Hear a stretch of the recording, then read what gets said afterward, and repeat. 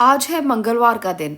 मंगलवार का दिन बहुत महत्वपूर्ण माना जाता है हनुमान जी की आराधना के लिए, क्योंकि हनुमान जी को शिव का ही अवतार माना गया है।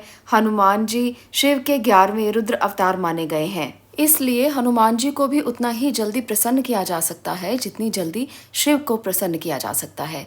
शिव भी भोले हैं और हनुमान जी भी आपकी छोटी सी एक विधि से, एक पूजा से प्रसन्न हो जाते हैं। आप देख रहे हैं ज्योतिष ऊर्जा। अगर आपने अभी तक चैनल सब्सक्राइब नहीं किया है तो इसे ज़रूर सब्सक्राइब करें, क्योंकि इस चैनल पर आपको मिलती है ज्योतिष से संबंधित जानकारी।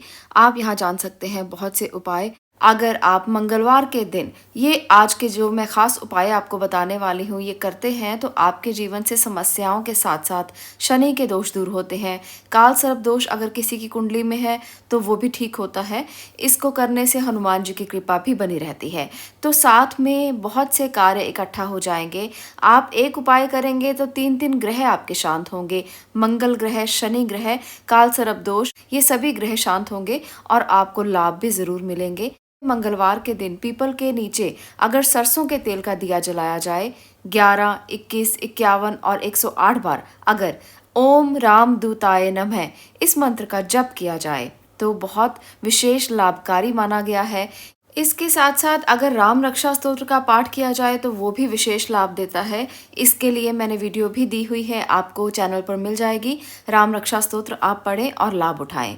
इसके साथ मंगलवार के दिन अगर आप दूध, पानी और गुड़ मिलाकर पीपल के पेड़ पर अर्पित करते हैं तो ऐसे में आप लोगों के सब ग्रह शांत होते हैं। पीपल पर सभी देवी देवताओं का वास माना जाता है। शनिवार और मंगलवार के दिन इस उपाय को करेंगे तो ग्रहों की अनुकूलता के साथ पितरों और देवताओं की कृपा भी बनी रहती है।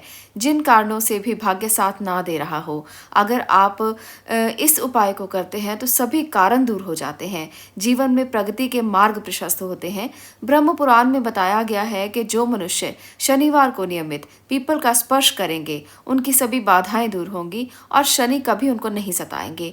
अगर मंगलवार के दिन पीपल की पूजा करते हैं तो भगवान हनुमान की कृपा के साथ साथ शनि की कृपा, दोनों ग्रहों की कृपा आपको प्राप्त होती है और ऐसे में आप लोगों के जीवन से कष्ट बिल्कुल दूर हो जाते हैं। मंगलवार के दिन मांस मदिरा का सेवन बिल्कुल नहीं करना चाहिए। माना जाता है कि इस दिन मांस और मदिरा का सेवन करने से उग्रता बढ़ती है, एग्रेशन बढ़ता है, आपकी मानसिक तनाव बढ़ते हैं और इसके साथ साथ नकारात्मक ऊर्जा आपके जीवन में आती है। सकारात्मकता आपके जीवन से दूर चली जाती है, क्योंकि ये हनुमान जी का दिन माना गया है। हनुमान जी की कृपा जिस पर होती है उसका शनि और यमराज भी कुछ नहीं बिगाड़ सकते।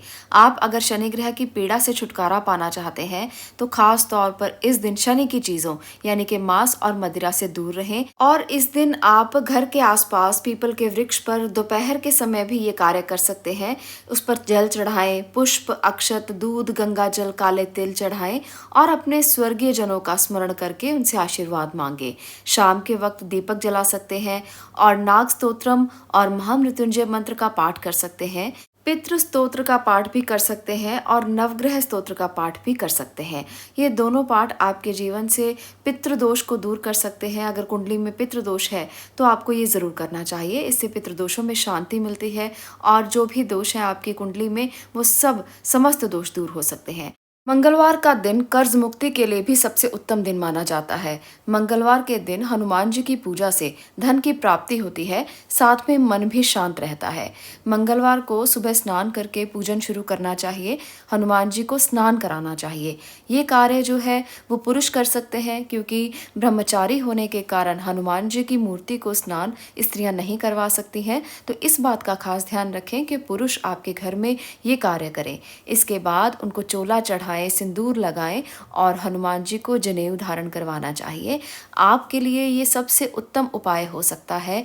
अगर किसी भी तरह की परेशानी है और वो परेशानी जाने का नाम नहीं लेती तो आप ये कार्य जरूर करें। ऐसा करने से आपके जीवन से समस्त कष्ट हट जाएंगे। इसके पश्चात एक और कार्य कर्ज मुक्ति के लिए जरूर करना चाहिए। धतूरे के पत्तों की माला भगवान हनुमान को चढ़ानी चाहिए।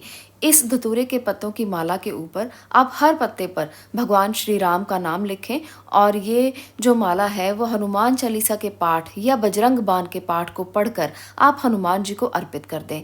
ऐसा करने से माना गया है कि समस्त कर्जों से मुक्ति मिलती है। कितने भी लाखों करोड़ों के कर्जे हों आपके ऊपर, अगर आप ये उपाय करते हैं तो उससे आपको मुक्ति मिलेगी और आपके जीवन में धन के आने के रास्ते खुलने लगेंगे।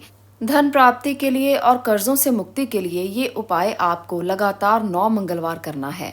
आप देखेंगे कि कितने अद्भुत लाभ इसके आपको मिलते हैं, चमत्कारी लाभ इसके आपको मिलते हैं।